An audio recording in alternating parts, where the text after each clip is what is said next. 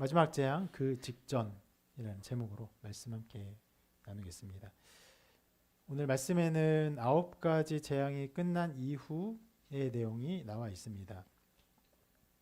우리가 살펴본 것처럼 9가지 재앙은 바로의 완악한 마음을 크게 드러냈습니다.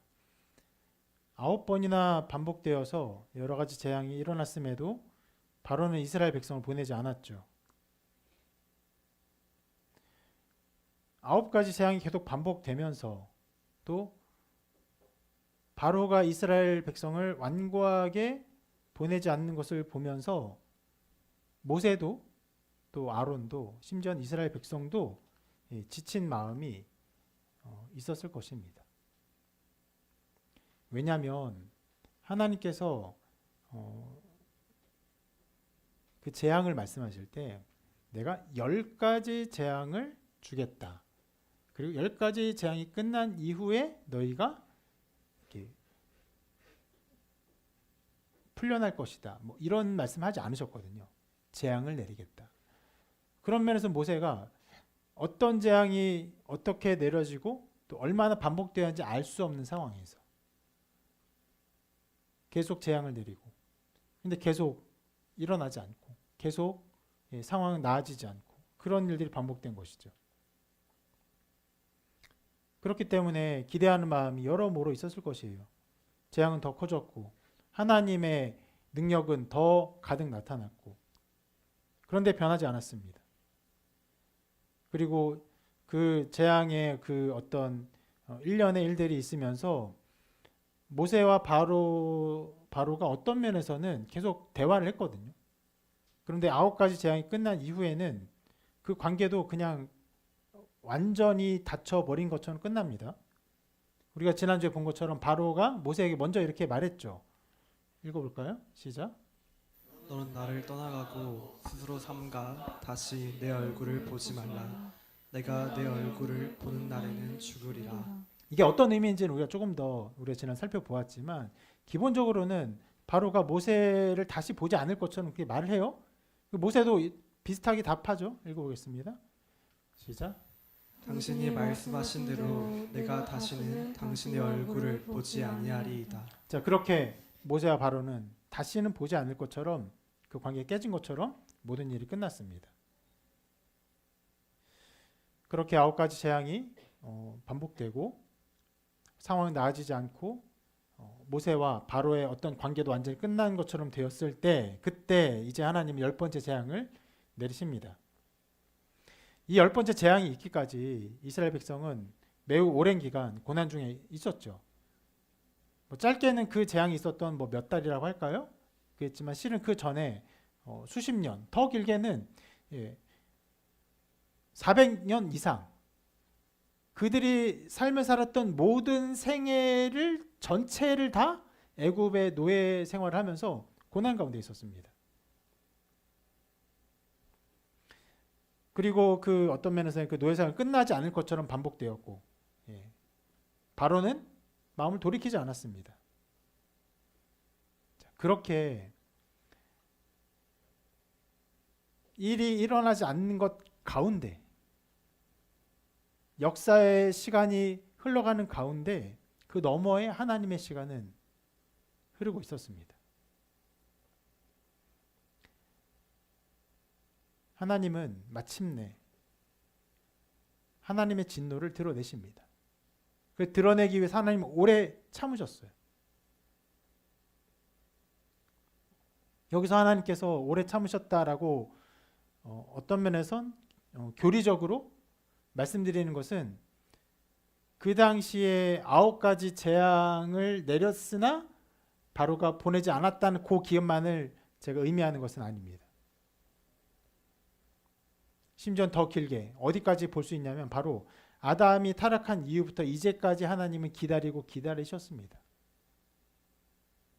연대로 따지자면 실은 이제 출애굽의 연대를 정확히 추산할 수는 없습니다.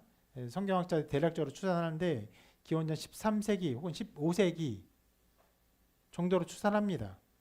그럼 15세기로 추산해도 뭐 1500년이겠죠. 그럼 지금으로도 3500년. 그럼 아담으로부터 출애굽까지는 그건 더 연대 측정이 더 어려워요. 그러나 그때부터 이제까지의 못지않게 긴 기간 동안 실은 우리가 창세기 출애굽기를 보니까 창세기가 시작되고 출애굽기 얼마 지나지 않아서 몇 년 되지 않는 혹은 뭐 100, 200년 이런 뭐 실은 감각도 없어요. 그런 느낌이지만 아주 오랜 기간 하나님은 참고 참으셨어요.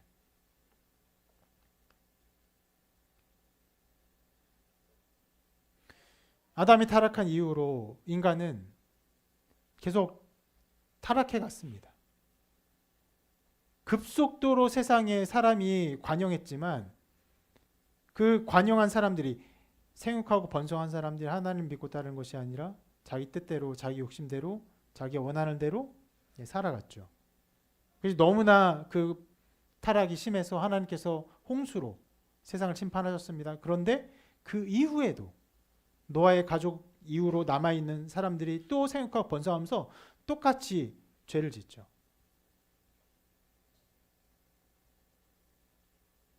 그런 모든 시간을 지나서 하나님께서 마침내 한 사람 아브라함을 택하셨고 무엇입니까? 하나님께서 하나님의 뜻을 계시하고 구원하시는 방식을 드러내기 위해서 또 다른 하나의 방법을 택하신 거예요. 그리고 아브라함을 택한 이후로부터 이때까지 거의 400년 이상의 시간이 지나왔습니다.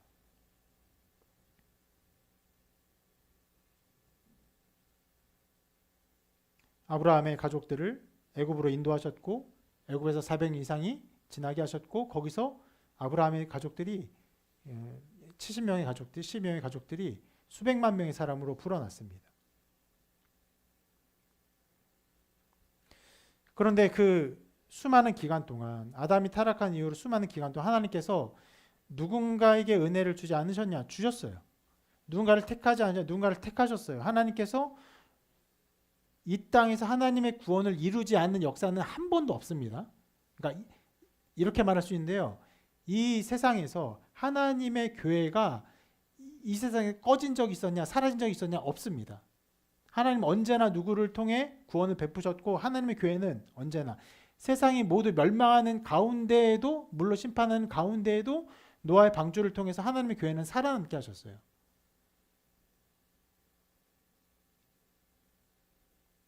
그렇게 많은 것들을 이루셨고 많은 사람에게 은혜를 베푸셨지만 그럼에도 불구하고 하나님께서 이 10번째 재앙을 내리시기까지 오래 참으셨다, 기다리셨다라고 담대하게 말할 수 있어요. 우리가 교리적으로 그렇게 이해하고 그것을 그렇게 선포할 수 있습니다. 왜 그렇습니까? 그 앞에 있는 그 어떤 사건보다 10번째 재앙의 사건은요. 더욱 선명하게 예수 그리스도의 구원 사역을 보여주는 사건이기 때문에 그렇습니다.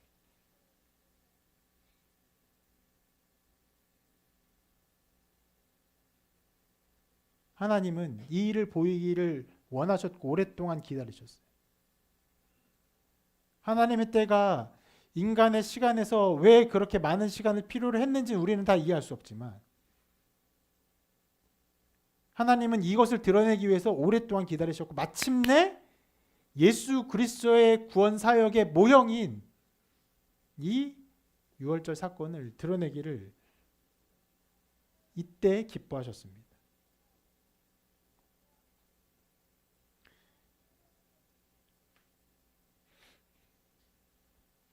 하나님께서 이 일을 보이기를 얼마나 소망하셨을까? 얼마나 오랫동안 참으셨을까요? 또 마침내 나타난 이 일을 고대하시면서 얼마나 기뻐하셨을까요? 눈에 나타난 역사는요. 그 모세와 아론의 어떤 인내 그리고 이스라엘 백성의 어떤 고난 속에서의 인내 그리고 이제 그들이 출애굽하면서 노예 생활에서 탈출하면서 받게 될 기쁨이었지만 그러나 그 너머의 하나님의 인내는요 더 오랜 기간 인내하셨고 그리고 이것을 통해 드러나는 구원은 그들이 애굽에서 나와서 땅을 차지하는 하나의 백성이 되는 것이 아니라 하나님의 택한 백성이 하나님의 구원 가운데 기뻐하는 것을 하나님 목도하시는 어떤 면에서는 가장 영광스러운 기쁨이 하나님께 있는 것이에요. 그것이 지금 목전에 있는 상황입니다.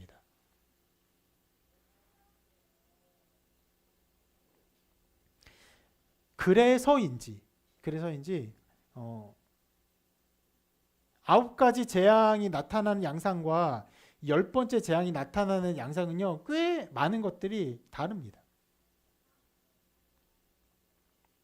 그 앞에 나온 재앙에서는 기본적으로는 하나님께서 모세에게 어떤 행동을 취하라고 하시고 그 모세에게 나타날 재앙을 말씀하시죠. 그럼 모세가 어떻게 합니까? 그 말을 듣고 바로에게 가요. 가서 하나님의 말씀을 전하고 경고합니다. 그리고 백성을 내보내라고 해요. 그리고 듣지 않으면 어떻게 합니까? 재앙이 곧바로 일어나요.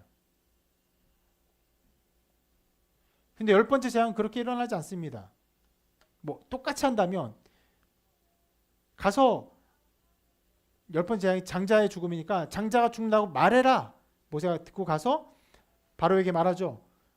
너가 백성을 보내지 않으면 장자가 죽을 것이다 라고 하면서 그 재앙이 일어나고 장자들이 막 죽는 일이 일어나야 되는데 실은 그런 식으로 일어나지 않습니다.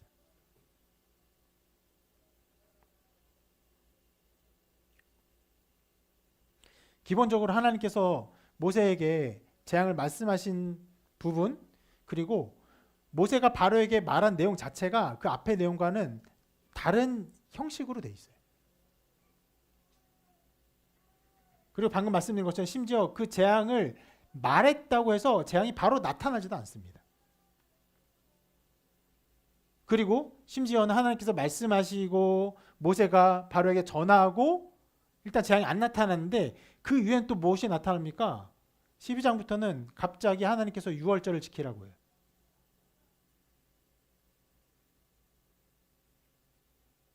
이스라엘 백성이 어떤 면에서는 그 재앙이 일어나기 전에 10번째 재앙이 실제로 시행되기 전에 그 시행을 바라보며 믿음으로 유월절을 지켜야 했습니다.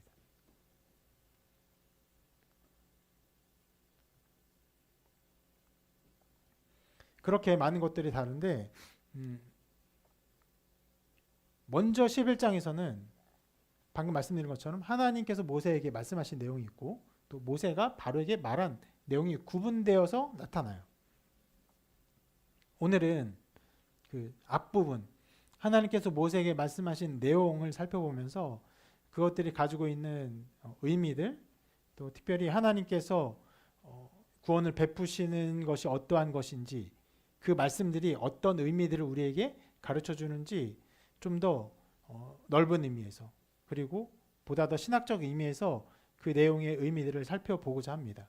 그래서 세 절을 볼 텐데 1, 2, 3절 다시 한 번만 같이 읽어보겠습니다. 시작. 여호와께서 모세에게 이르시기를 내가 이제 한 가지 재앙을 바로와 애굽에 내린 후에야 그가 너희를 여기서 내보내리라. 그가 너희를 내보낼 때에는 여기서 반드시 다 쫓아내리니 백성에게 말하여 사람들에게 각기 이웃들에게 은금 패물을 구하게 하라 하시더니 여호와께서 그 백성으로 애굽 사람의 은혜를 받게 하셨고 또 그 사람 모세는 애굽 땅에 있는 바로의 신하와 백성의 눈에 아주 위대하게 보였더라. 실은 내용은 그렇게 길지 않습니다. 짧게 보이는데 자, 하나님께서 모세에게 말씀하신 내용 3절 그리고 모세가 바로에게 말하는 내용은 4절부터 8절까지 5절로 좀 더 길게 나타나 있어요. 그런데 짧지만 이 짧은 내용에 세 가지 의미들이 우리에게 드러나 있습니다. 먼저 1절을 살펴봤는데 1절은 하나님이 구원을 위해 일하시는 것을 선포합니다. 자, 1절 말씀을 보면 이 말씀에 굉장히 좀 특이한 부분이 있어요.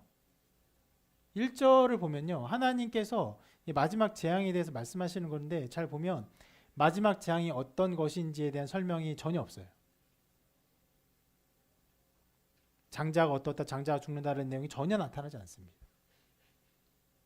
그럼 하나님께서 말씀하지 않으셨나요? 아니요, 말씀하셨어요. 실은 그 뒤에 4절 이후로 모세가 바로에게 가서 그걸 말할 때 장자에 대한 아주 선명한 메시지를 전합니다. 그러면 이미 하나님께서 모세에게 이 장자에 대한 말씀을 말씀하셨다. 보는 것이 합당해요. 그런데 이 말씀을 전하면서 이 말씀을 기록하면서 하나님께서 모세에게 한 모든 말을 일일이 다 남김없이 다 기록한 것이 아니라 여기서 하나님이 전한 메시지의 중요한 부분들을 드러내고 있는 것이에요. 즉 여기에서는 어떤 면에서는 10가지 재앙이 있으니까 10번째 재앙이 과연 무엇인가 궁금하게 되고 또 10번째 재앙의 시행을 우리가 궁금하게 되는데 그런 것을 말하지 않고 무엇을 드러냅니까? 그 재앙을 통해서 하나님이 하실 일을 강조하고 있어요. 재앙 자체의 구체적인 내용을 가르치기보단 그 재앙이 일어나고 그 결과로 나타날 어떤 일들을 강조한다는 것이. 뭐라고 말합니까? 저 부분 다시 한번 읽어볼까요? 시작. 그가 너희를 여기서 내보내리라. 그가 너희를 내보낼 때에는 여기서 반드시 다 쫓아내리니. 네, 그 결과 뭐예요? 그들이 이스라엘 백성이 애굽에서 결국 나가는 것이에요. 그냥 나가는 정도가 아니라 뭐라고 합니까? 그들이 쫓아내리라. 그가 너희를 쫓아내니까 같이 있으면 안 될 존재처럼 그냥 그래 가봐라 이게 아니라 미워하는 존재처럼 그냥 내보낸다는 것이. 어떤 의미입니까? 그것이 반드시 이루어진 것이다. 반드시 이스라엘 백성이 나갈 것이다. 여러분 이것이 하나님의 사역의 가장 큰 특징입니다. 무엇입니까? 하나님은 어떤 뜻을 가지시면 그것은 이루어져요. 이룹니다. 하나님 뜻하세요? 하나님이 그때 그 일을 이루시기 원하십니다. 그러면요 어떻게 됩니까? 그 일은 이루어져요. 실은 이제까지도 그것이 꽤 많이 강조되었죠. 9가지 재앙이 있었지만 하나님께서 이것을 하면은 너희가 나갈 것이다 이렇게 말씀하시지 않으셨어요. 도리어 바로의 마음을 완악하게 했다라고 말씀하시면서 그 애굽으로부터 이스라엘 백성의 나가는 일, 그 출애굽의 일들의 시행은 하나님께서 어떤 면에서는 기다리셨어요. 그러나 이때 이것이 일어나면 반드시 그것은 이루어질 것이다 말씀하세요. 그래서 또 다른 말씀에서 하나님의 어떤 성품, 하나님의 특징, 하나님의 어떠함을 이렇게 표현합니다. 같이 한번 읽어볼까요? 시작. 이를 행하시는 여호와, 그것을 만들며 성취하시는 여호와, 그의 이름을 여호와라 하는 이가 이와 같이 이르시도다. 그거 하나님이세요. 뭐라고 하십니까? 하나님은 일을 하시는 분이세요.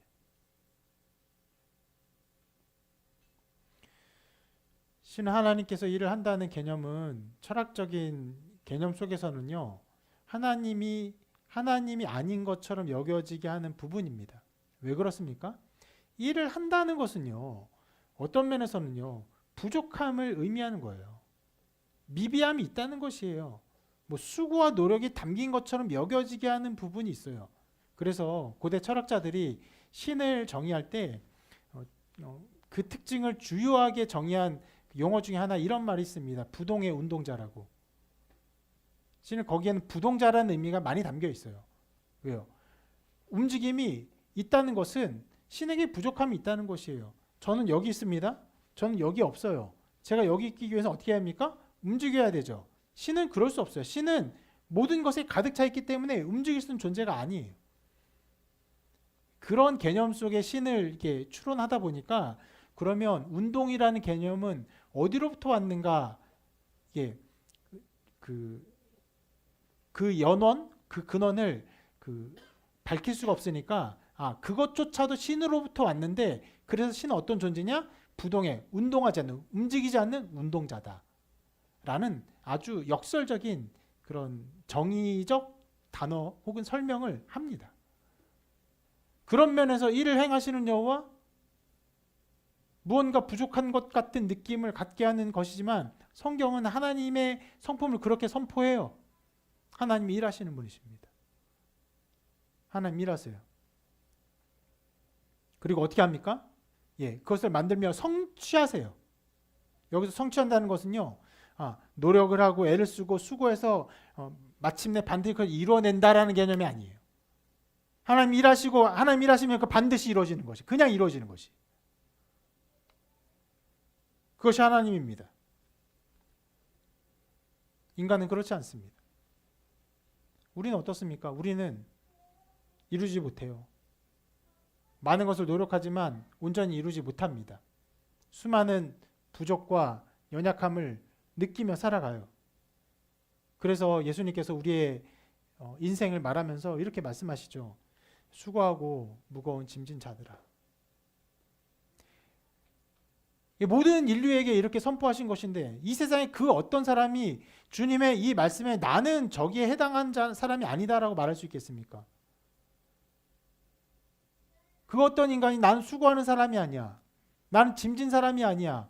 나는 그냥 무슨 뜻이든 맘만 먹으면 뭐든지 다 이루는 그런 존재야. 누가 그렇게 말할 수 있겠습니까? 우리는 수고합니다. 무거운 짐을 지고 있어요. 애를 쓰며 살아갑니다. 근데 이루지 못하죠. 연약함이 있어요. 부족함이 있습니다.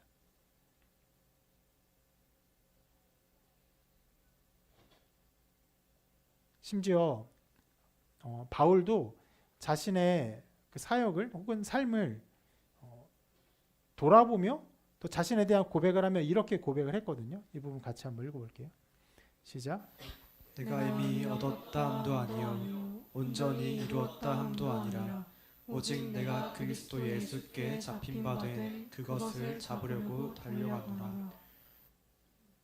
이제 죽음을 앞에 둔 바울이 자신의 사역을 이야기하면서 얻었다 함도 아니다. 이루었다 함도 아니라. 수많은 것을 얻었어요. 수많은 것을 이루었습니다. 어떤 역사가의 어떤 고백처럼 바울의 선교의 배가 유럽으로 갔기 때문에 전 세계의 역사는 바뀌었다 라고 말을 해요. 실제로 그 당시에 유럽은 굉장히 어떤 면에서는 야만인이었어요. 그러나 복음의 배가 유럽을 향했고 유럽의 수많은 사람들이 복음의 빛 아래서 새로운 삶, 새로운 문화 속에서 살게 되었습니다. 바울은 어마어마한 삶을 이루었습니다. 그러나 그렇게 말하지 않죠. 그것이 인간의 모습입니다. 우리는 이루지 못해요. 한계를 가지고 있습니다. 그에 반해서 예수님은 이렇게 말씀하십니다. 십자가에서 이렇게 말씀하셨는데 이렇게 선포하십니다. 다 이루었다.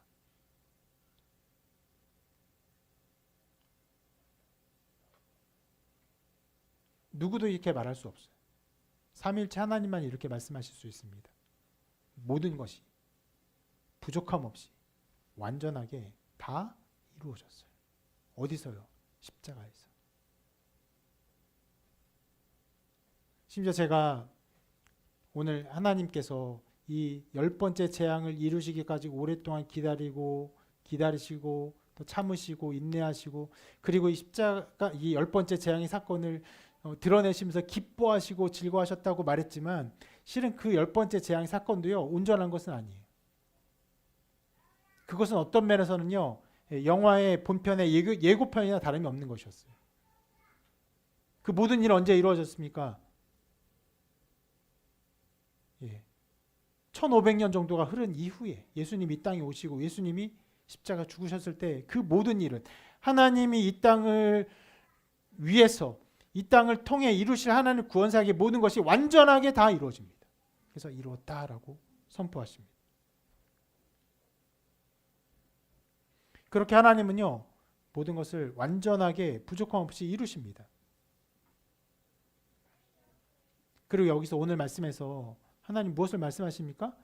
이 애굽에서 고난당한 이스라엘 백성을 출애굽시키는 그 일이 반드시 이루어질 것이다. 반드시 이루어질 것이다.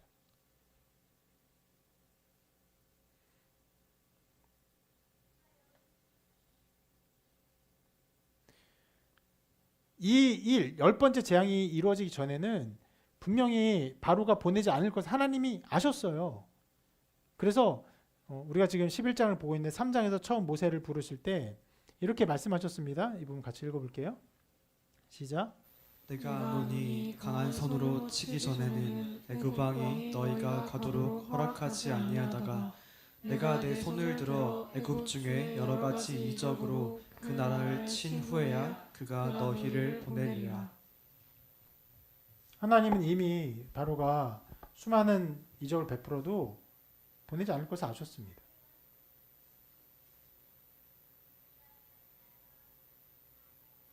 그러면서 어떻게 하셨습니까? 계속 모세와 아론을 보내셨어요. 9번 반복하여서.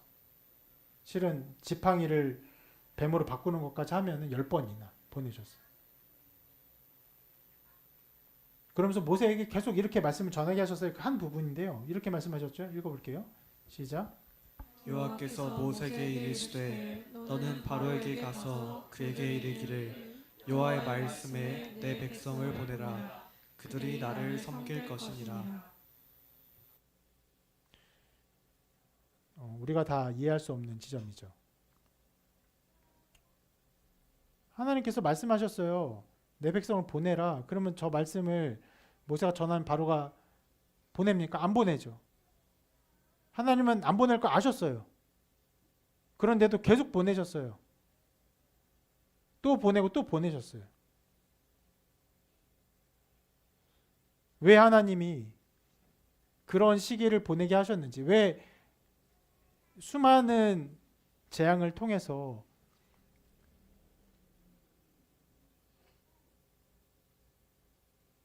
어떤 면에서 실패를 계속적으로 모세와 아론에게 경험하게 하셨는지, 이스라엘 백성에게 좌절의 시간을 경험하게 하셨는지 우리는 선명하게 알 수 없어요. 그러나 그 일을 하나님께서 원하셨고 그 일을 베푸셨습니다.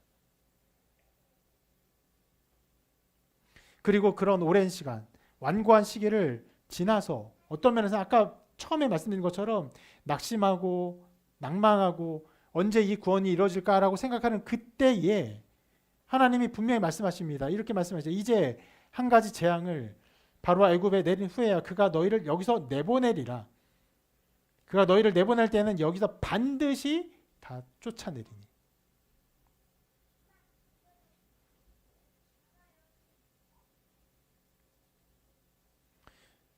이것이 오늘 말씀에서 하나님이 모세에게 하신 말씀의 첫 번째 의미인 것입니다.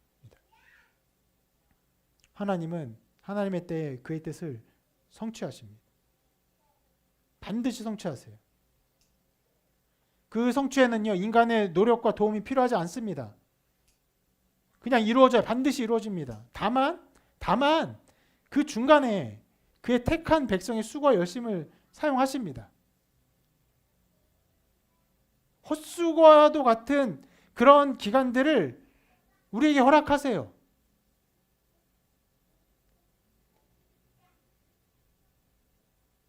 어떤 면에서 낭만과 절망을 우리에게 주십니다. 앞이 보이지 않는 그런 기간들을 허락하세요. 그러나 때가 이르면 하나님의 뜻은 이루어집니다.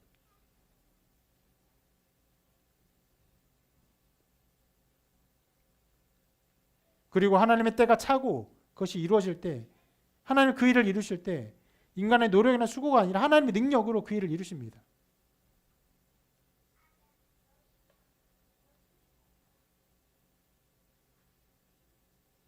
모세와 아론이 어떤 일을 하긴 하죠. 특히 모세가 어떤 일을 하긴 무슨 일을 합니까? 바로에게 그 말을 전하죠. 장자가 죽을 것이다. 여러분, 그러면 그 장자가 죽는 그 일을 하는 데 있어서 모세가 어떤 힘을 보탠 것이라고 말할 수 있습니까? 아니죠. 누가 그렇게 말할 수 있어요?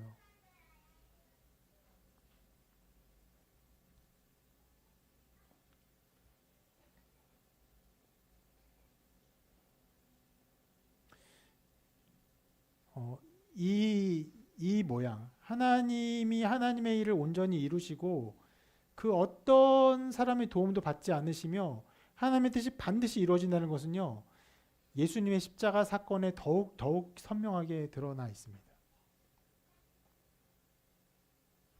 예수님의 그 십자가 사건의 어떤 특징들, 그 특별함을요, 이사야가 이미 수백 년 전에 이렇게 예언을 하죠. 이사야가 예언한 십자가 사건의 내용을 한번 읽어보겠습니다. 시작. 주 앞에서 자라나기를 연한 순 같고 마른 땅에서 나온 뿌리 같아서 고운 모양도 없고 풍채도 없은즉 우리가 보기에 흠모할 만한 아름다운 것이 없도다. 그는 멸시를 받아 사람들에게 버림받았으며 간고를 많이 겪었으며 질고를 아는 자라. 마치 사람들이 그에게서 얼굴을 가리는 것 같이 멸시를 당하였고 우리도 그를 귀히 여기지 아니하였도다. 실은 이 말씀은 굉장히 중요한 말씀입니다. 그래서 우리가 고난 주간에 예수님 십자가에 못 박히시기 전에 십자가를 지시고 매질을 당하 거의 죽을 만큼 채찍질을 당하시고 온몸에 피를 흘리시고 그리고 죽음을 향해 십자가를 지고 나아가시는 그것들을 우리가 고난 주간에 묵상하면서 실은 이 말씀을 읽죠. 수백 년 전에 기록된 이 말씀을. 아름다운 것이 없는, 흠모할 만한 것이 없는, 그 질고를 겪은 분으로서 주님이 가십니다. 실은 이 말씀이 너무나 예수 그리스도의 죽음과 그의 고난과 그 십자가를 예견하기 때문에 지금도 유대인들은요, 구약 성경만 믿으면서도 구약 성경에 있는 이사야를 믿으면서도 이 성경 말씀을 못 읽게요. 이런 관심 있으시면 찾아보세요. 유대인 이사야 하면요, 거기에 관련된 여러 일들이 나옵니다. 어떤 예수 믿는 유대인들 사이에서 예수에 대해서 이야기를 나눠봅시다. 내가 예수 믿는 거 잘못된 일입니까? 라고 말하면서 실은 이런 말씀이 있습니다 라면서 이사야를 읽어줘요. 그러면은 그 듣는 사람들, 유대인들이 아니 그런 잘못된 성경, 신약 성경 읽어주지 말라고, 그거는 잘못된 글이라고 하면서 거부합니다. 그럼 그 사람이 아니에요, 이거는 이사야 말씀입니다. 유대인들이 성경 교육을 철저하기 때문에 어디 말씀을 들으면 그게 어느 말씀인지 다 알아요. 그런데도 몰라요. 왜요? 절대로 일종의 유대인들에게 볼드모트 같은 거예요. 말하면 안 되는 것, 읽어서 안 되는 것, 가리워진 것. 근데 예수 믿는 유대인이 이걸 읽어주죠. 그러면 놀래요. 놀래하면서 그러면 이것이 예수님을 가리키는 말씀일 수 있겠군요라고 인정하거나 인지하는 일들이 일어납니다. 그렇게 중요한 말씀인데 주님이 어떤 모습이라고 말합니까? 흠모할 만한 것이 아무것도 없는, 뭐라고? 사람들에게 버림받은 그런 존재로 계신다라고 말해요. 실제로 종교 지도자들이 예수님을 배척했고 실은 예수님을 그 십자가에 달려 죽게 하는 결정적인 일을 하죠. 종교 지도자들이. 이스라엘 백성들도 다 조롱합니다. 심지어 예수님을 십자가 못 박게 했던 로마 군인들도 예수님을 희롱했어요. 조롱했어요. 침뱉고 때리고 정말 유치한 그런 어떤 희롱을 했는데 눈을 감고 때린 다음에 누가 때렸냐 맞춰보아라 이런 일을 합니다. 자, 이 일은요, 예수님을 알지 못하는 사람들의 죄와 그들의 무지함을 드러내는데, 그런데 이 말씀이 보여주는 것은 어떤 면에서는 절대적인 고독이에요. 절대적인 고독. 무엇을 의미합니까? 우리를 향한 구원의 일에 있어서 하나님이 그 일을 홀로 이루셨다는 것을 드러내는 거예요. 아무의 도움도 필요 없어요. 아무의 도움을 받지도 않으세요. 홀로 연약하게 죽으심으로 우리를 향한 구원의 사역을 그렇게 이루십니다.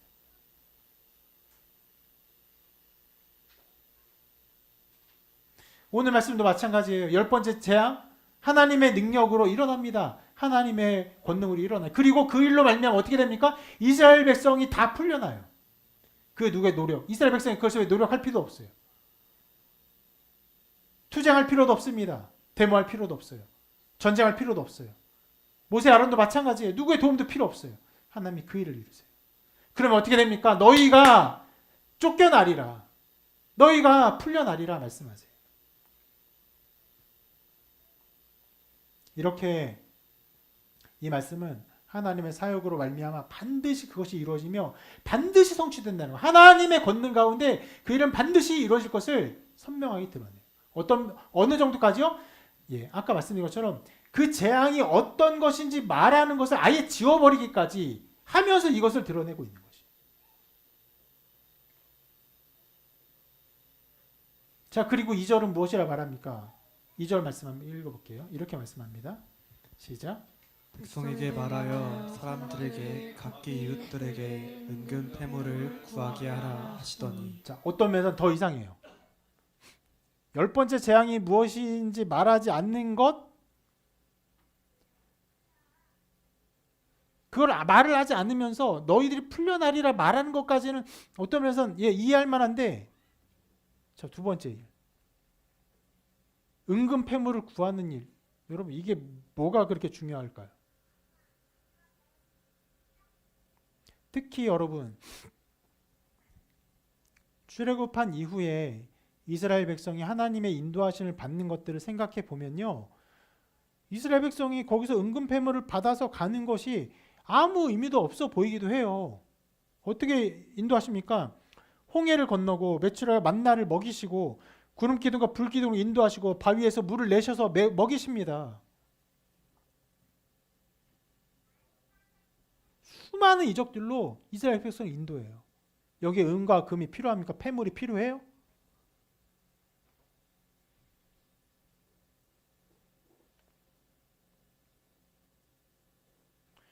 그런데도 하나님께서 이 은근 패물을 구하게 하셨다라는 것을 중요하게 다루고 있는 것이.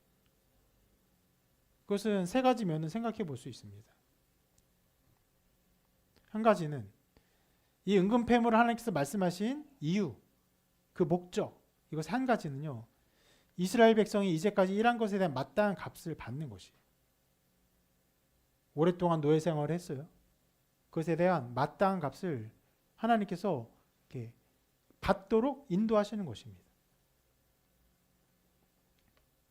그냥 풀려나, 그래 너 자유를 줬어, 그래 기뻐해, 이것만이 아니라 그동안 수고하고 애를 쓰고 노력한 것, 노예 생활하고 고생했던 그것에 대한 마땅한 그 품삯을 하나님이 주시기를 기뻐하셨어요. 하나님은 공의로우십니다. 하나님은 공의로우셔서 그 일한 것에 마땅한 값을 치르는 것을 중요하게 여기세요. 실은 그래서 꽤 먼 이야기인데 나중에 바울이 디모데에게 이런 말씀을 전합니다. 같이 한번 읽어볼까요? 시작. 장로들은 배나 존경할 자로 알되 말씀과 가르침에 수고하는 이들에게는 더욱 그리할 것이니라. 성경에 일렀으되 곡식을 밟아 떠는 소의 입에 망을 씌우지 말라 하였고 또 일꾼이 그 삭을 받는 것은 마땅하다 하였느니라. 자, 잘 다스리는 장로들을 갑자기 얘기하는데 그러면서 말씀과 가르침에 수고하는 이들에겐 더욱 그리해라라고 말하잖아요. 그래서 이제 성경 연구하는 그 신학자들이 이때로부터 장로의 직분들이 좀 분화되기 시작했던 것이 아닌가 생각을 해요. 가르치는 어떤 일들을 마땅한 값을 받는 것을 중요하게 여기시기 때문에 이것을 중요하게 다루고 있는 것이. 이웃에게 은근 패물을 구하라, 그리고 그것을 받아가라 라고 말씀하시는 거예요.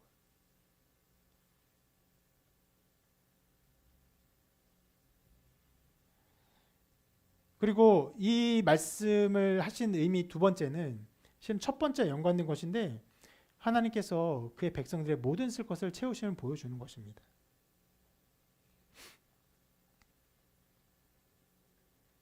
출애굽하면 그들에게 어떤 여정이 있을 것이고 여정에 필요한 것들이 있습니다. 그런데 하나님께서 그것을 필요한 대로 채우시는 거예요. 백성들의 쓸 것을 공급해 주신 하나님에 대해서 예수님이 이렇게 말씀하셨습니다. 같이 읽어볼게요. 시작. 그러므로 연매하여 이르기를 무엇을 먹을까, 무엇을 마실까, 무엇을 입을까 하지 말라. 이는 다 이방인 것 구하는 것이라. 너희 하늘 아버지께서 이 모든 것이 너희에게 있어야 할 줄을 아시느니라. 어떤 면에서는 오늘 말씀에서 이스라엘 백성이 출애굽하면은 그들이 쓸 것을 어떻게 가져야 할까를 누가 염려한 것처럼 말씀하십니까? 하나님이 염려하고 있는 것처럼. 너희는 염려하지 말라. 너희 쓸 것을 하나님이 아신다.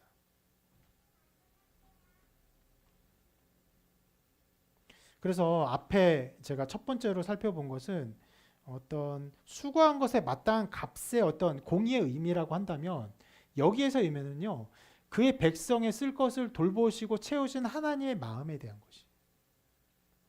그렇게 하나님이 이 말씀을 모세에게 전하시면서 그 이웃들에게 그 은근패물을 구해라, 그것을 받아가라, 그것을 아주 선명하게 구체적으로 말씀하셨어요.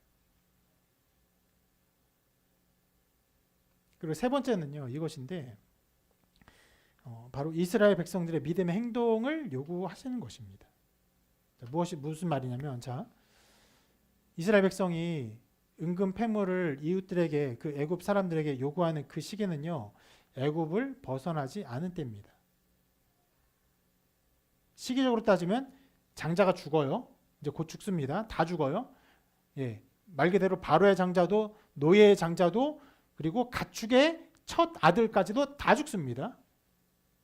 다 죽는데 그 일이 일어나고 모든 애굽이 완전한 절망 가운데 정말 울부짖음 속에 빠져 있을 때, 그러나 아직 이스라엘 백성이 거기에 남아 있을 때, 그때 구하는 것이.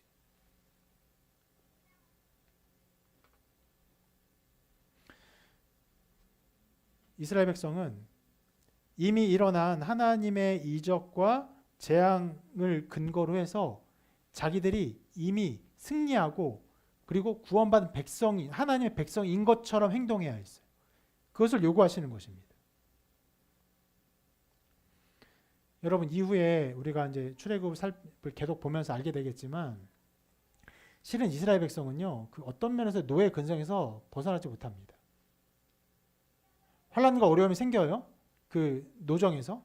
그러면 계속 말해요. 우리가 애굽에 있을 때가 차라리 낫다. 애굽에서 노예 생활하며 그 음식을 먹었던 것이 훨씬 낫다라고 계속 그것을 돌아봅니다.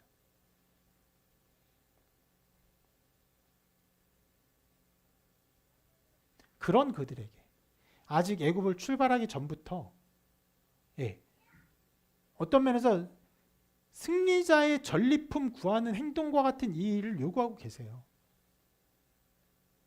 그러니까 그냥 주어지지 않은 게 뭐냐면, 그 일이 일어나고 바로가 모든 백성에게 명령하고, 아니면 바로가 모세에게 그러면 이것을 너희들의 어떤 자금으로 써라 하고 모세에게 주고 모세가 나눠주고, 이렇게 이루어지지 않았다는 것이. 어떻게 해요? 모든 백성들이 누구에게? 그들의 이웃들에게 구해야 돼요. 은근 패물을.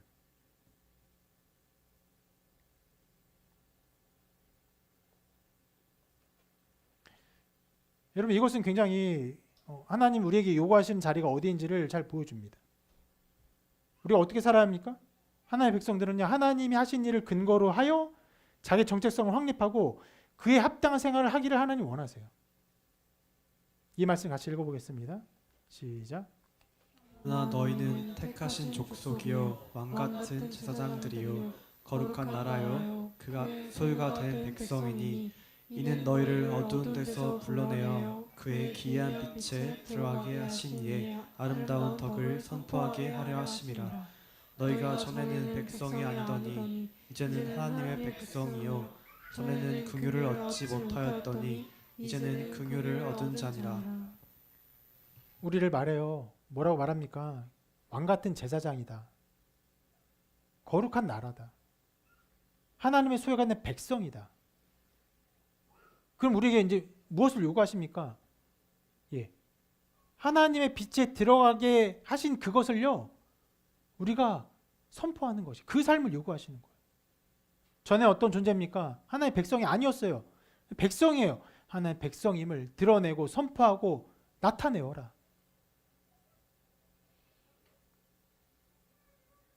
여러분, 이 말씀처럼, 이 말씀은 실은 신약 말씀이어서 구약의 백성들, 이스라엘 백성이 알지 못했던 말씀이지만 이와 같은 행동을 요구하시는 거예요. 해방된 존재처럼, 자유를 얻은 존재처럼, 승리자처럼 은근 패물을 요구하며 그것을 받아 했어요.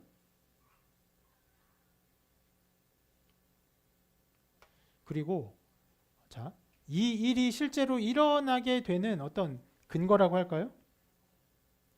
그것을 말씀이 이렇게 기록합니다. 이제 2절 이어서 3절에 이렇게 나누는데 여호와께서 그 백성으로 애굽 사람의 은혜를 받게 하셨고 무슨 말입니까? 응급해물을 구하는데 애굽 백성들이 되게 그 이스라엘 백성들을 싫어하고 미워하는 가운데 억지로 주는 것이 아니라 그들 마음 가운데 이스라엘 백성을 호의로 대하게 하셨다라고 말씀하세요.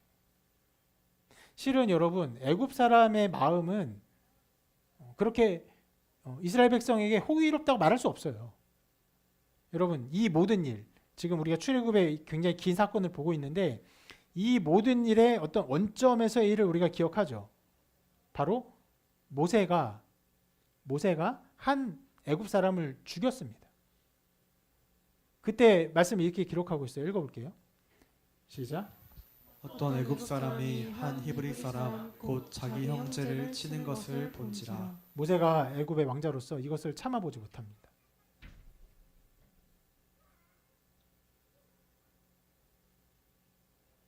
자기 동족이 맞는 것을요 견디지 못해요. 어떻게 합니까? 죽여요. 그 죽인 것으로 말미암아 모세가 애굽에서 도망가고 미디안으로 가고 그 40년을 더 지내고 여러분 이런 것들을 보면 애굽 사람이 히브리 사람들을 뭐 선대했다, 잘 대했다 이렇게 말할 수 없습니다. 실은 바로의 정책 자체가 어떤 정책이었습니까? 애굽을 말살하는 정책이었어요. 모세가 태어나기 전부터 어떻게 했습니까? 모든 히브리 남자를 죽여라. 처음에는 산파들에게 명령했어요. 근데 산파들이 그 일을 행하지 않으니까 어떻게 말합니까? 모든 백성에게 명령했어요. 그러면 애굽의 모든 백성들이 히브리 남자 아이를 죽이면서 여러분 어떤 마음일까요? 죽이면 안 되는데 내가 할 수 없이 죽여. 몇몇 사람은 그렇게 될 수 있지만 사람은요 어떤 행동을 하면요 그 행동에 대한 마땅한 어떤 그 원인, 이유, 합당한 이유를 만들어냅니다. 죽어 마땅한 존재야. 그러니까 여러분 나중에 2차 대전 때도 유대인들을 미워하고 증오하고 엄청나게 다 학살하죠. 한 사람이 한 일입니까? 아니요. 민족 전체가 유대인 민족 전체를 미워해요. 그런 일들이 일어나요.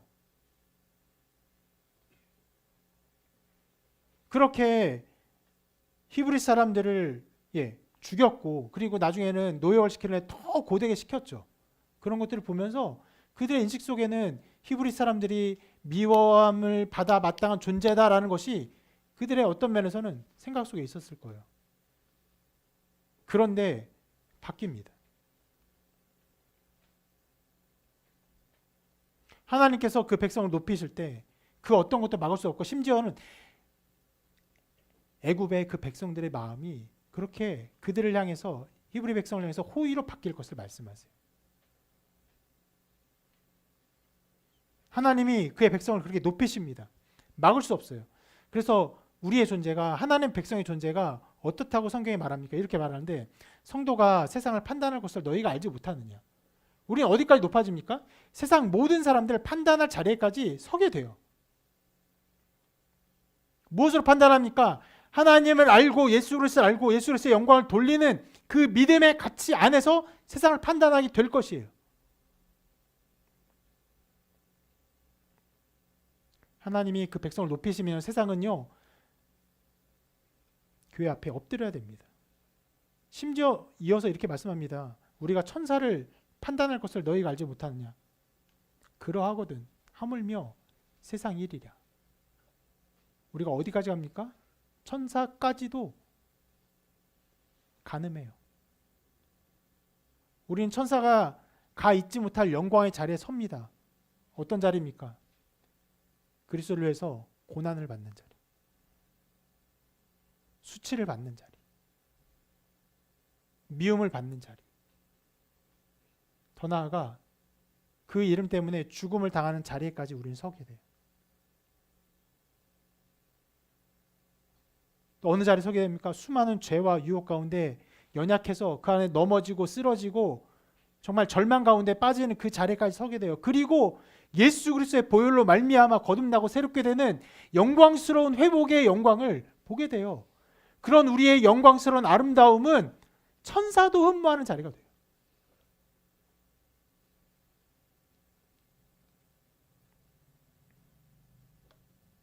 하나님은 그의 백성을 높이십니다. 무엇으로 높이십니까? 그리스도 예수의 보혈로 높이세요. 하나님을 구원사역으로 높이세요.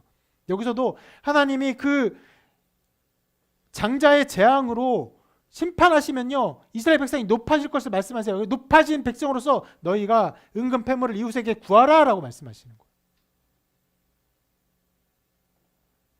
얼마나 이상한 일입니까? 얼마나 뻔뻔한 일입니까? 얼마나 좀 잔혹한 일이에요. 장자가 죽으면요, 실은요, 거의 모든 애굽의 사람이 슬픔에 빠진다고 할 수 있을 거예요. 전에도 실은 우리가 출애굽을 다시 보는 부분인데, 장자가 죽으면 여기 몇 사람이 죽을까요? 저도 죽어요. 이 막내 아들도 죽는 거죠. 한 명밖에 없으니까.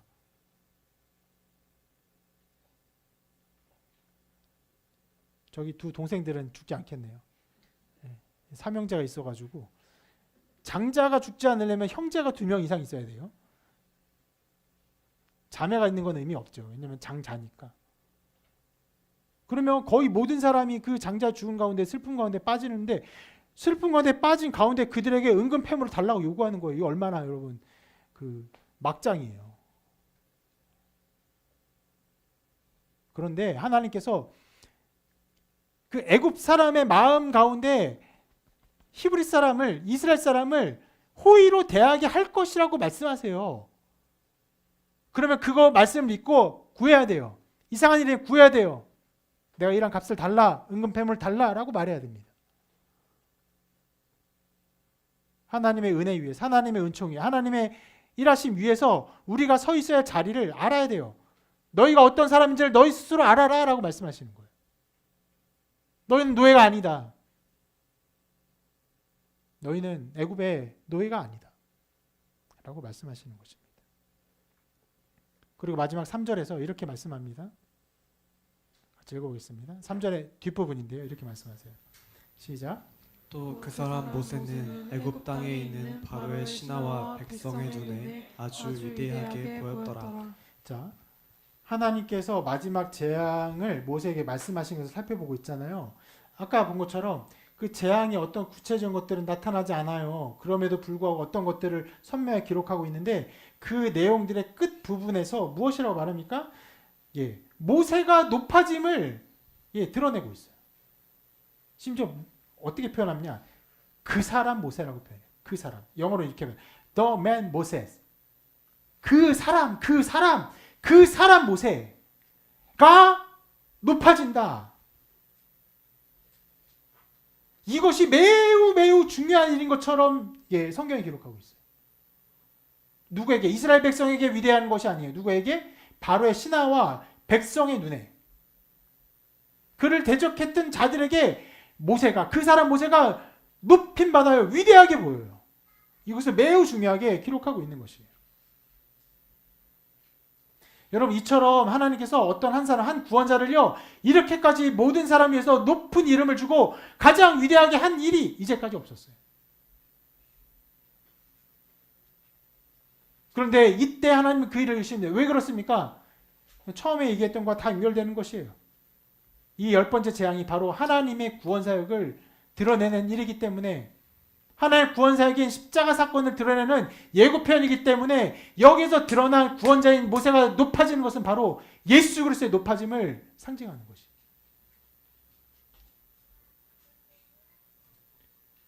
그리스도가 높아지는 것, 그리스도가 구원사역을 통해서 높임받고 찬양받는 것, 여러분, 이것이 모든 일의 결론이에요.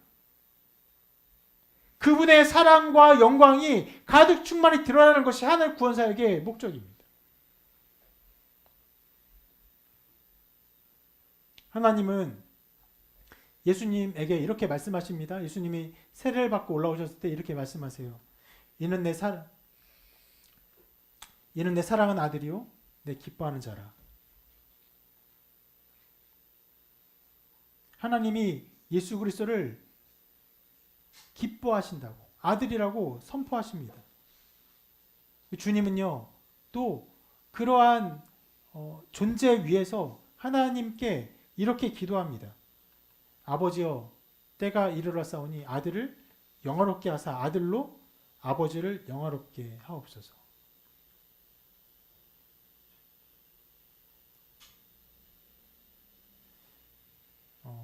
하나님의 아들이신 그분과 한 분이신 예수님만이 하실 수 있는 기도예요. 성부가 누구를 영화롭게 합니까? 아들을 영광스럽게 영화롭게 해요. 그리고 어떻게 됩니까? 그로 말미암아 아들이 영광스럽고 영화롭게 된 거로 말미암아 아버지가 영광스럽게 돼요.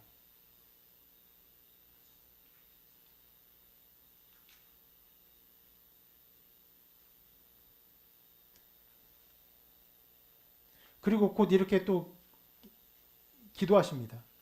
영생은 곧 유일하신 참 하나님과 그가 보내신 자 예수 그리스도를 아는 것이니이다. 하나님과 예수 그리스도를 아는 것이 영생이라고요. 그것이 영원한 생명을 얻는 것이며 영원한 생명이라고까지 말합니다. 여러분, 이것이 하나님이 예수 그리스도 안에서 받기를 원하시는 영광이 어떠함입니다.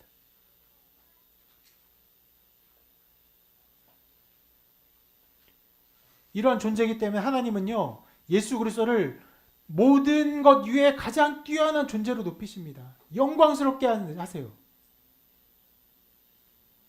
그런데 그 영광스럽게 하시는 방식은요, 매우 역설적인 방식이죠. 무엇입니까? 가장 낮추심으로 그리스도를 가장 영광스럽게 하십니다. 이렇게 말씀하시죠. 같이 읽어보겠습니다. 시작. 그는 근본 하나님의 본체시나 하나님과 동등됨을 취할 것으로 여기지 아니하시고 오히려 자기를 비워 종의 형체를 가지사 사람들과 같이 되셨고 사람의 모양으로 나타나사 자기를 낮추시고 죽기까지 복종하였으니 곧 십자가에 죽으시니라. 이것이 하나님이 예수 그리스도를 높이기 위해서 하신 일입니다. 무엇입니까? 낮추셨어요. 하나님이신데 인간으로 오게 하셨어요. 사람처럼 되게 하셨습니다. 종의 형체를 가지게 하셨어요. 그리고 자기를 낮추시고 어디까지 복종하십니까? 십자가에 죽으시는 죽음까지 복종하십니다. 그렇게 죽음까지 복종하사 하나님이 어떻게 하십니까? 이렇게 말씀합니다.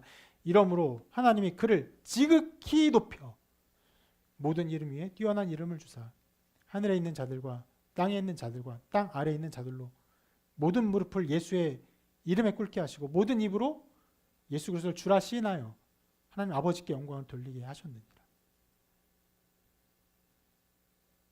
하나님은 이 구원사역을 통해서 우리를 구원하기를 기뻐하세요. 우리를 살리기를 기뻐하십니다.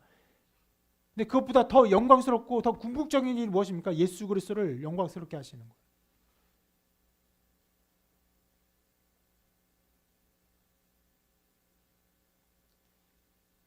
이해할 수 없는 신비가 여기 담겨 있습니다. 그러면 예수 그리스도가 이 일을 이루시기 전에 영광스럽지 않으신가? 성부 하나님과 영혼이 하나로 계신 그 상태에서 인간이 되지 않으신 그 영원한 상태에서 성자이신 분이 영광스럽지 아니하신가? 영광스러우세요. 근데 아주 신기롭게도 우리가 다 이해할 수 없게도 인간으로 오시고 우리를 위해서 죽으시고 그리고 우리를 구원하심으로 말미암아 그분을 높이시고 그분을 영광스럽게 하셨고 그 모든 일로 그리스도가 영광 받으시며 또 그 모든 일로 하나님이 영광 받기를 하나님이 기뻐하셨어요.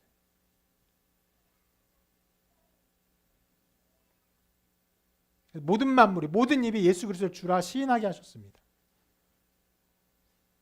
이것이 우리에게 일어난 구원사역의 결과입니다.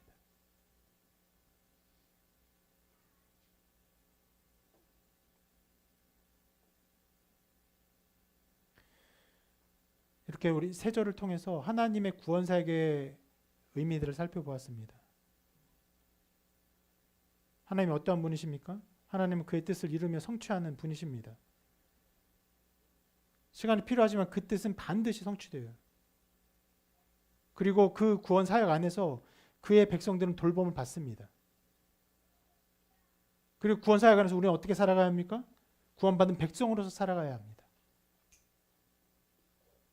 그리고 이 모든 구원 사역의 결과 무엇입니까? 그리스도께서 영광을 받으십니다. 그리고 그리스도께서 영광 받으실 때 누가 영광을 받으십니까? 하나님 아버지께서 영광을 받으세요. 이 일을 하나님이 기뻐하셨어요. 이 일을 하나님 기뻐하셨어요. 그리고 이 일을 하나님 기뻐하사 우리의 눈에 보이는 이 시간의 역사 속에서 풀어내기 위해서 오랫동안 참고 기다리셨고, 그리고 마침내 10번째 재앙을 일으키시고, 그리고 또 마침내 시간이 지나 예수 그리스도가 이 땅에 오시고, 아기 예수님을 오시고, 그리고 고난당하 죽으시고 부활하심으로 말미암아 이 모든 일을 드러내시고, 그리고 이 복음을 온 세계에 전파하사 어떻게 하셨습니까? 모든 잎으로 예수 그리스도의 이름에 꿇게 하셨습니다. 예수를 주라 시인하게 하셨어요. 우리가 그러한 백성이 된 것입니다.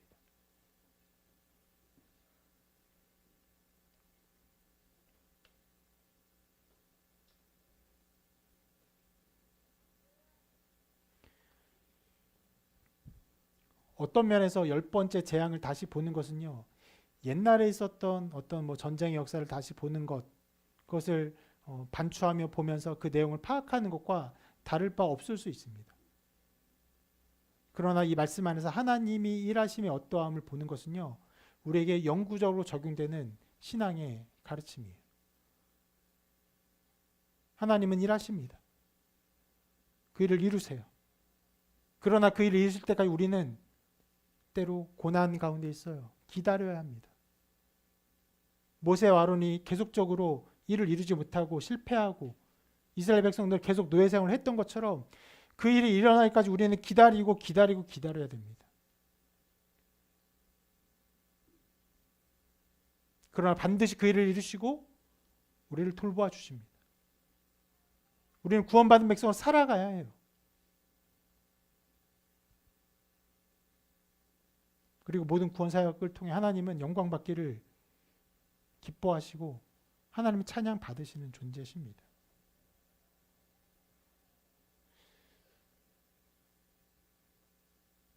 예루살렘에 수많은 일들이 있습니다. 수고하고 무거운 짐진 자들아라는 말이 여러분 모두에게 다 적용될 것입니다. 우리는 고생합니다. 어려운 삶을 살아가요. 막막합니다. 그러나 반드시 이를 이루신 하나님 안에서, 그의 백성을 돌보신 하나님의 은총 아래서, 우리를 구원하신 모든 것을 통해 영광 받기를 기뻐하신 하나님 안에서 우리 하나님 기뻐하고 즐거워해야 합니다. 이런 하나님을 바라보며 또 하나님을 찬양하는 여러분의 삶이 되시기를 주님의 이름으로 축원합니다.